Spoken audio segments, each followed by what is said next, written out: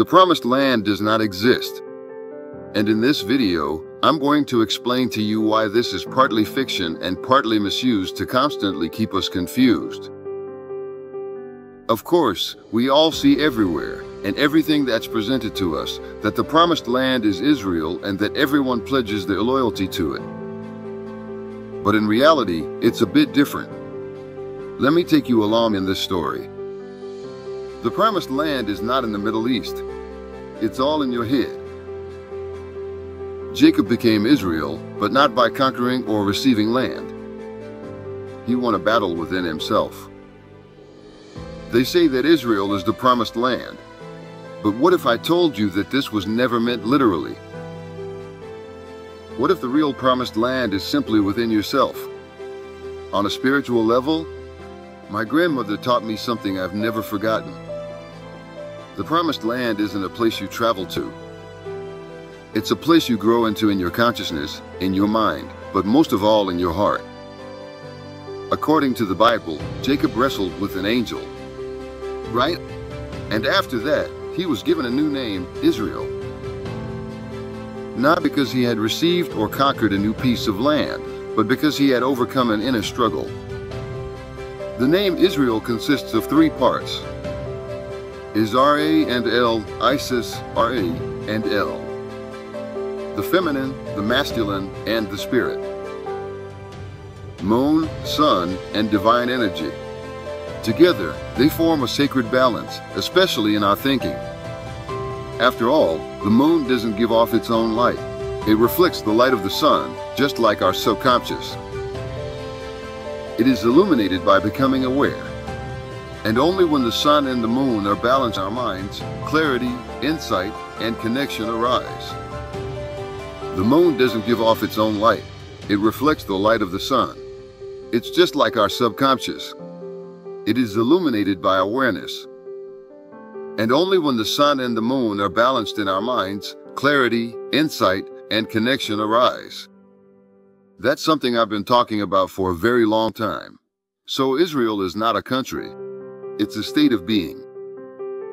An inner state of higher consciousness. You only become a Jew in the spiritual sense when you have found the divine spark within yourself. So the promised land is simply your brain, right here. But only if you dare to drive out the old patterns, the Canaanites, from your mind. Only if you dare to renew your thinking, as it says in Romans 12.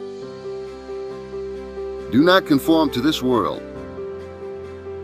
Be transformed by the renewal of your mind. Your mind. The Star of David.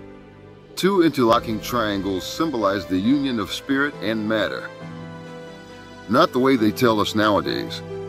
The masculine and the feminine, the higher and the lower. As above, so below. The true promised land is a place of balance, not what they've always led us to believe. Where thinking and feeling work together.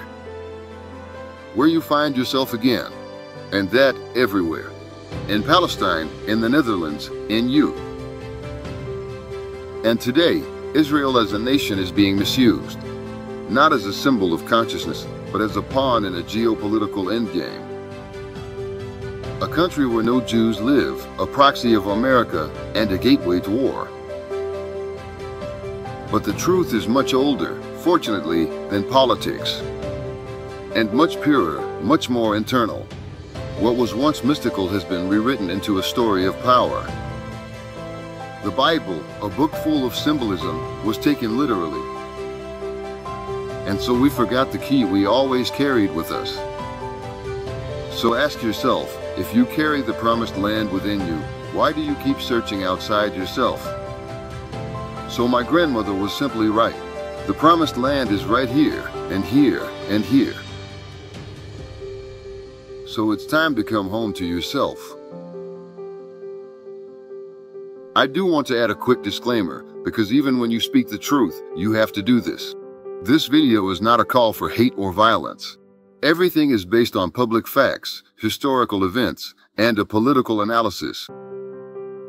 Freedom of expression is a human right, enshrined in Article 10 of the European Convention on Human Rights. Make use of it. Stay safe. And see you next time. Did you find this interesting? Then follow me, subscribe to my channel, and share this video as much as possible. And of course, give the video a like.